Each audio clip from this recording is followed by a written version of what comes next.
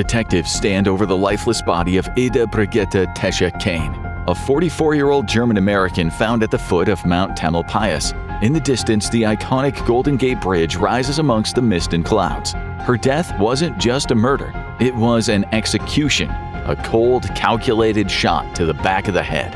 The man responsible reveled in the terror of his victims, savoring the moments when they begged for their lives. The case left a permanent scar on law enforcement and the FBI, shaping the way serial killers are hunted today. In today's episode of The Infographic Show, how the Trailside Killer changed the way the FBI hunts serial killers. The day before Ida's body was found, she told her husband she planned to go for a Sunday hike in the hills. It was an escape for her, a way to clear her mind before starting another busy week at the bank in downtown San Francisco. Ida often enjoyed these hikes with her husband or close friends, but that day she decided to go alone. Her husband didn't think much of it. After all, the trails were well marked and popular. Hiking in the secluded hills around Mount Tamalpais wasn't usually dangerous. Until now. She didn't return home that night. Concerned, her husband called the police, fearing she might have gotten lost or injured on the trails. Her car was still in the car park, so it seemed obvious that she was still out there, somewhere. Through the night, a search party combed the dark forested hills, their hounds in tow. But it wasn't until the next day, when the search had been resumed, that they stumbled upon what the media would later call a grisly discovery. When they found Ida, she was lying face down in the mud, her body motionless in the damp earth. A single bullet hole pierced the back of her skull, a precise, deliberate act of violence. There were no signs of a struggle and no indication of a clear sexual motive. Whoever had done this had rifled through her wallet, stealing her credit cards and $10 in cash. Strangely, they had taken her glasses, but they left her jewelry behind. This was a fairly regular sight in the cities, but a mugging and a murder, one without sexual motive, on hiking trails? That made the case highly unusual. And if it was all about robbery, why had they left the jewelry? Detectives wondered if Ida had enemies, but it soon became clear she wasn't the kind of woman to get into serious disputes. All the police had to go on was the fact that it had been a .44 caliber gun in what looked like an execution. There was one faint glimmer of a lead. A witness recalled seeing two men in the hills that day. One was blonde and behaving strangely, his movements erratic and hard to ignore. The other wore a dark blue jacket, visibly sweating despite the cool air. But other than these cryptic and puzzling details, it was a complete mystery. The murder shook up the hiking community, but life quickly went on as usual. It was chalked up to an isolated incident, until the next one. Another murder of a woman hiking alone. One murder on the trails was strange enough, but two? This just didn't happen. The body of 23-year-old Barbara Schwartz was discovered close to where they'd found Ida 6 months earlier. She'd gone out walking with her dog on March 8, 1980, and had not returned. This time, police had a witness, one who had seen the whole thing. When the man launched his attack, a young female hiker was close by, watching through a thicket of trees, petrified and silent. She later told detectives she got a clear look at the perpetrator. He was about 25, white, slim, fit-looking, handsome, with dark hair and a hooked nose. She remembered he was wearing hiking boots, blending in perfectly with the others on the mountain trails. Nothing about him seemed out of place. That was until he walked up to Barbara, struck up a brief conversation, and then without warning plunged a knife into her dog barking frantically at her side. Nearby, police discovered a pair of blood-stained glasses, and they hoped they belonged to the killer. That same day, other hikers reported seeing a man wearing glasses, but this one didn't fit in. He was about 40, clearly older than the suspect described by the witness who had seen the attack. He stood out even more because he was wearing a rain jacket. It was odd given the day was clear and dry, and this didn't align with the other witness's statement. She had described a much younger, handsome man as the killer, so the investigation remained focused on him, a decision that would turn out to be a very costly mistake. A few days later, police had the murder weapon, a 10-inch knife with a bone handle. A TV reporter found it, and it didn't help matters that he had touched the handle. It was definitely the weapon that had killed Barbara. There was still blood on the blade. The design of the glasses was distinct, and that led back to a specific grocery chain. Detectives believed that this could be the breakthrough they needed, but despite combing through recent purchases, they came up empty. No young, white, bespectacled males had made any purchases matching the timeline. The glasses were also a major piece of evidence. They were prison issue, so it was possible they were looking for someone who had recently been released. Detectives went through a list of former inmates now back on the streets, looking for young men with histories of violence against women. It felt like the right path, one that should have narrowed their search, but inexplicably the killer's name wasn't on any of those lists. They were in fact looking for 49-year-old David Joseph Carpenter. He was not someone you easily forgot, with a severe stutter that often rendered him barely able to communicate. He stood out, and at the time of the murders, he hadn't been a free man for long. His violent past was as chilling as it was telling. In 1960, he had brutally attacked a woman with a hammer, a crime that earned him 9 years behind bars. That woman, Lois, survived the attack, and she would go on to give birth to a celebrity just 3 years later. In 1969, David, a sociopath with an IQ of 125, was able to persuade his parole officers that he was rehabilitated. But as sociopaths are prone to do, he lied. In 1970, his reign of terror escalated. That January, he abducted Cheryl Lynn Smith, stabbing her during the attack. Miraculously, she managed to escape before he could fully act on his twisted fantasies. But his violence didn't end there. Later that same day, he broke into the home of Wilma Joyce. After a savage sexual attack, he fled the scene, stealing her car and leaving behind chaos and fear. 2 days later, he held Sharon O'Donnell hostage with a shotgun. She escaped as he was changing his car's license plates. 5 days later, he kidnapped and committed serious sexual misconduct against a young woman named Barbara. She later recalled how he had been oddly gentle with her infant child, a gesture that hinted at the warped workings of his mind. It seemed his violence was fixated solely on women, driven by a diseased need to dominate and harm. But shortly after the attack on Barbara, he was arrested. He was finally paroled again in 1979, when again he convinced the board he was a changed man. At the time, he was likely wearing the prison-issue glasses he would lose during his stabbing murder. It would be a major failure by police that those glasses didn't lead to his capture. David had a talent for blending into the ordinary, hiding his true nature. Even when someone was watching him commit murder, he looked nothing like the description the witness had provided, and to the few people who actually knew him, he didn't come across the least bit dangerous. He was a socially awkward loner who often lived with his mom, so seemed totally harmless. This was his superpower, looking weak rather than dangerous. Now with 2 murders on the mountain, the hiking community took precautions. But as spring turned to summer and summer to fall, the lone joggers and the walkers forgot about what had happened to Barbara and Ada. Soon, the trails were as popular as ever. Women started hiking alone again. Then, on October 15th, the beautiful Mount Tamalpais had become the scene of another brutal murder. This time, the victim was 26-year-old former Peace Corps volunteer Annie Alderson. She was last seen sitting alone, watching the sunset in the empty 5,000-seat Cushing Memorial Amphitheater, a famed outdoor venue 2,000 feet above sea level.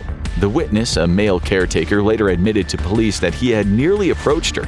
He wanted to warn her about the dangers of being alone as night fell in such a quiet, isolated area, especially given the recent murders. She was seen by another witness who gave police a location that was right next to where they had found the body of Ida.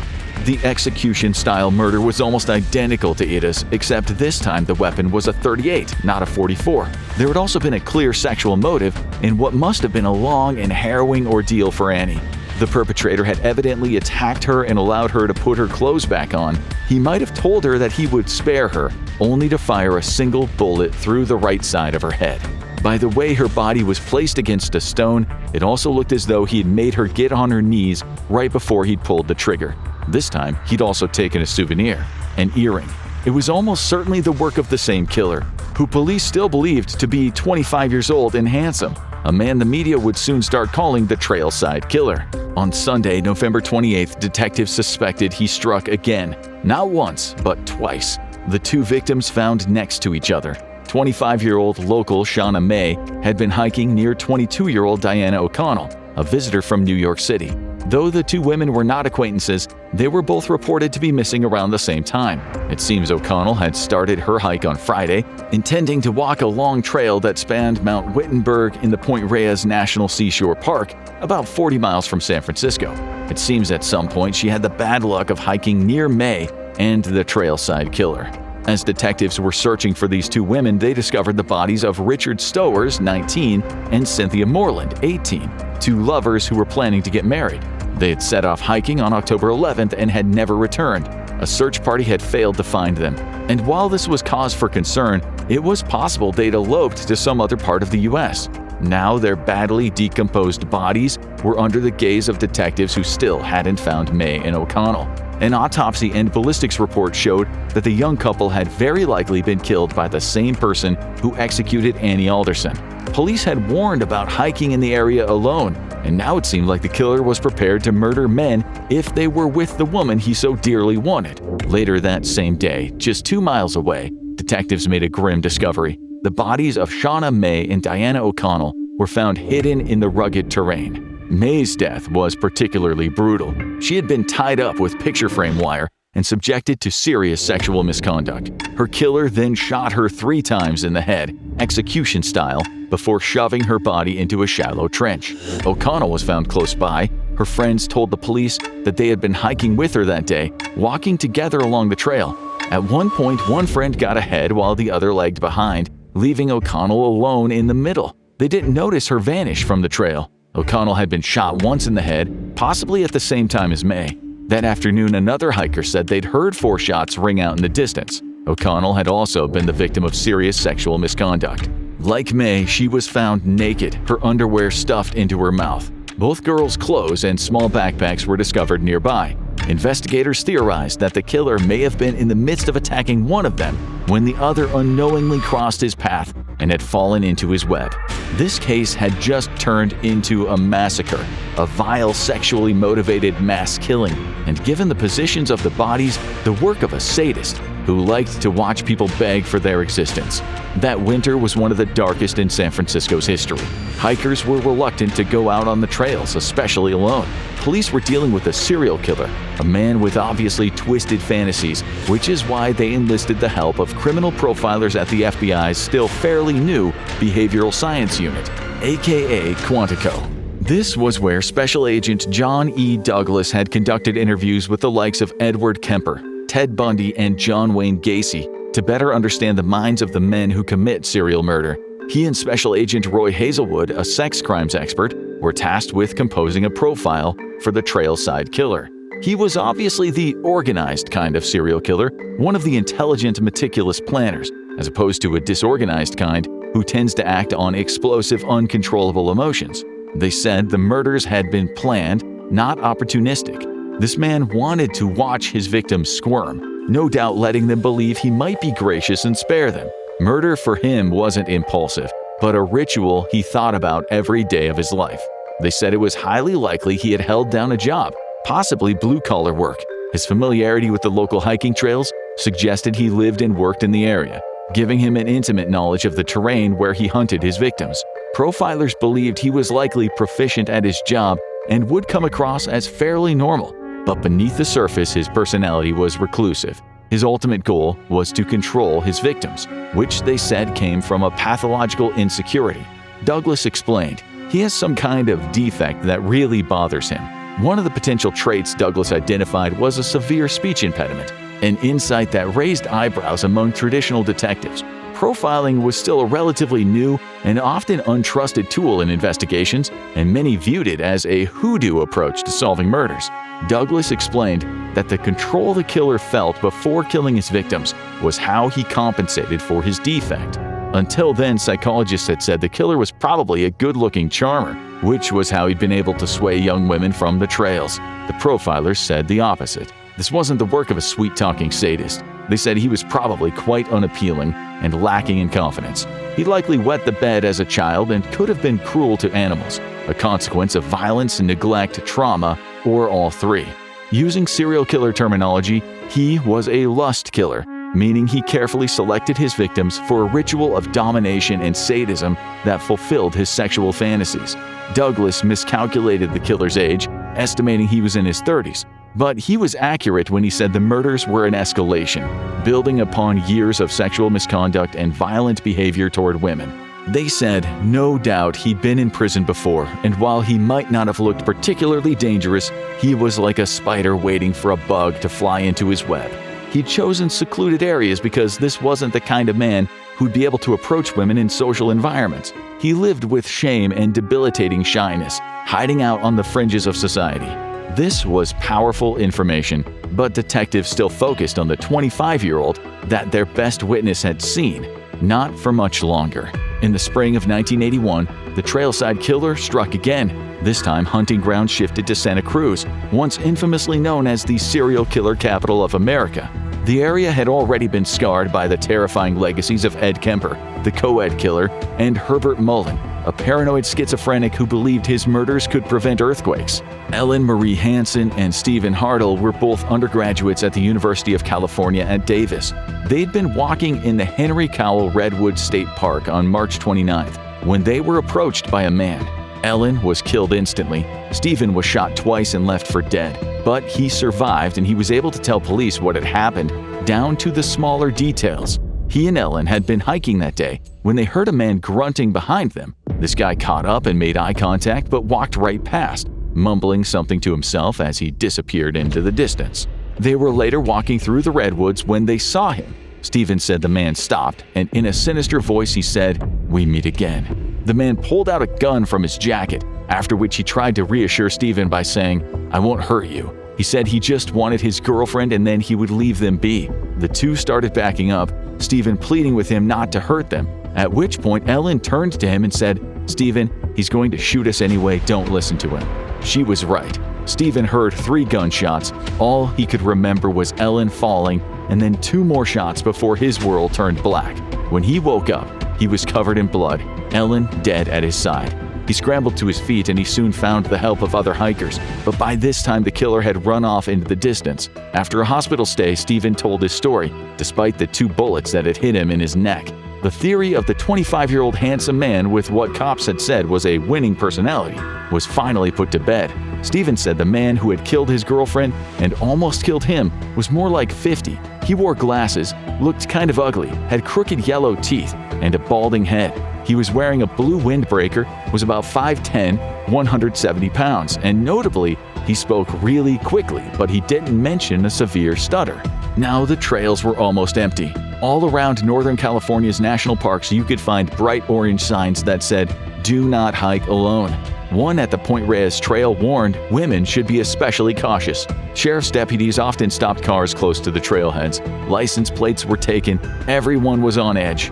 The newspapers printed the photo fit image taken from Stephen's memory, adding that other witnesses had said the man had been seen in a red vehicle.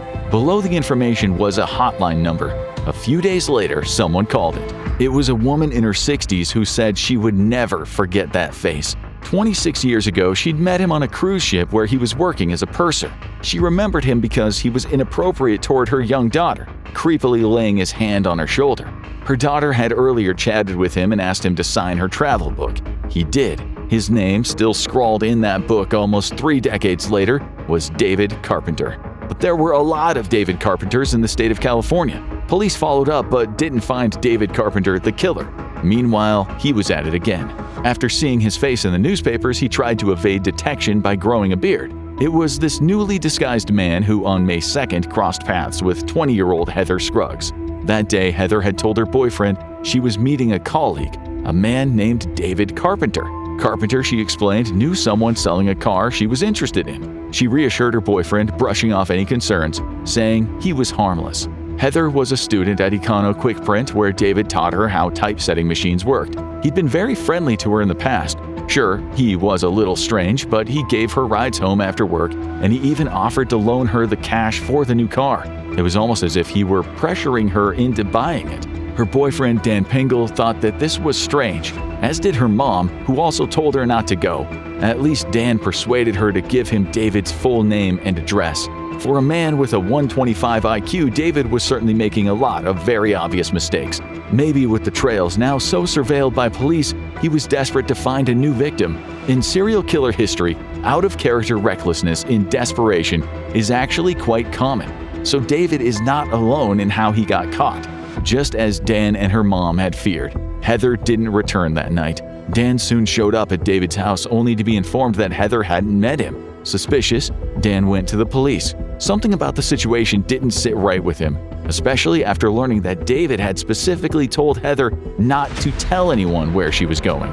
So again, police had the name David Carpenter. They soon found out he was an ex-con with a long line of convictions for violence against women as an adult and during his youth.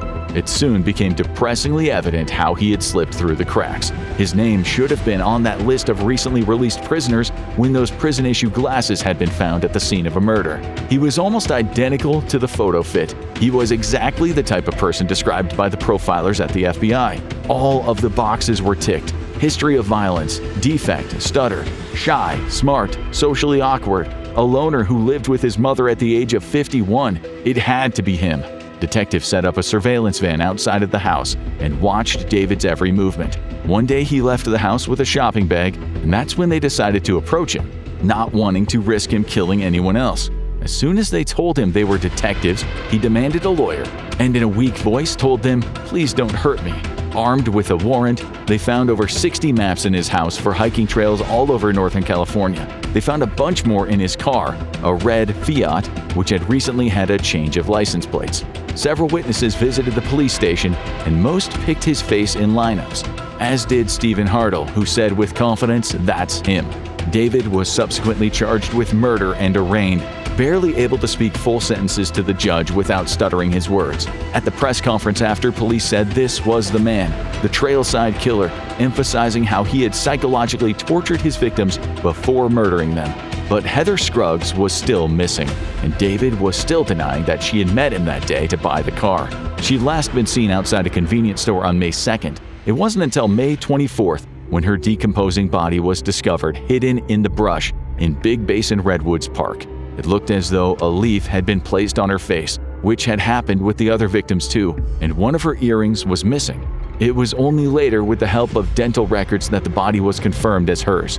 This was another ritualistic sexually motivated attack. The victim was forced onto her knees, her life taken with 2 bullets fired piggyback style, one directly on top of the other, like a professional execution. It looked as though his tally was 9, but there wasn't enough evidence to get him on all of them. He'd used the same .38, but not for Ida Kane. And then there was the stabbing of Schwartz, but they could definitely get him on the rest. The profile Douglas and Hazelwood had compiled was almost perfect. While it's impossible to feel sorry for him, he had been violently abused as a child by an alcoholic father and a very domineering mother, the worst kind of duo for parenting. He'd led an unusual existence, constantly beaten yet forced to do ballet and learned piano, the former being something he took a lifelong interest in. He'd renewed his ballet season ticket right after he murdered Heather. He was a messed-up child who hurt animals, and after maturing he was arrested for molesting his female cousins, the precursor to a lifetime of serious violence. It seems his very first serious assault as an adult was the woman in 1960 with the hammer. She testified that he had taken her out to the woods, and after tying her up with a clothesline, he had told her he had a funny quirk he needed to satisfy. When she didn't comply, he viciously attacked her. She said the strangest thing was during her ordeal, when he was satiating his needs, he suddenly lost his stutter. It was as if hurting women was his cure, just as the profilers had said. This woman, by the way, was the mother of the American TV soap opera royalty Lisa Rinna, famed for her roles in The Real Housewives of Beverly Hills and Days of Our Lives. Her mother was very fortunate not to be murdered. The attack was spotted by a military patrol officer. He later said, "Even when he saw me coming down the hill, he kept hitting her." David pulled a gun and tried shooting, but so did the officer, hitting David in the thigh and the abdomen. As the profilers had said, while very shy, he seemed almost normal to other people. He was married at the time of the hammer attack. He had a university degree and a fairly good job. His wife, who later said he controlled her sexually, was pregnant with their 3rd child. With every woman after that, including strangers, the lust always reared its ugly head. And as these things tend to go, it eventually escalated to murder. After being found guilty of 5 murders in Marin County, he was later convicted of the Santa Cruz crimes, the murder of Ellen, of Heather, and the attempted murder of Stephen, and sentenced to die in the gas chambers at San Quentin Prison. In the cases of Barbara Schwartz and Ida Kane, while never convicted, he remains the main suspect. Then, in 2009, DNA evidence led to another conviction, the murder of Mary Frances Bennett, a young woman who had been stabbed to death while jogging in Land's End Park close to the Golden Gate Bridge in 1979. He remains on death row today, now the ripe old age of 94, where he continues to claim he is an innocent man. What's your take on the Trailside Killer case? Was profiling the game changer, or could traditional detective work have cracked it? Share your thoughts below. Now see how serial killers give themselves away and how these sneaky serial killers finally got caught. Or have a look at this.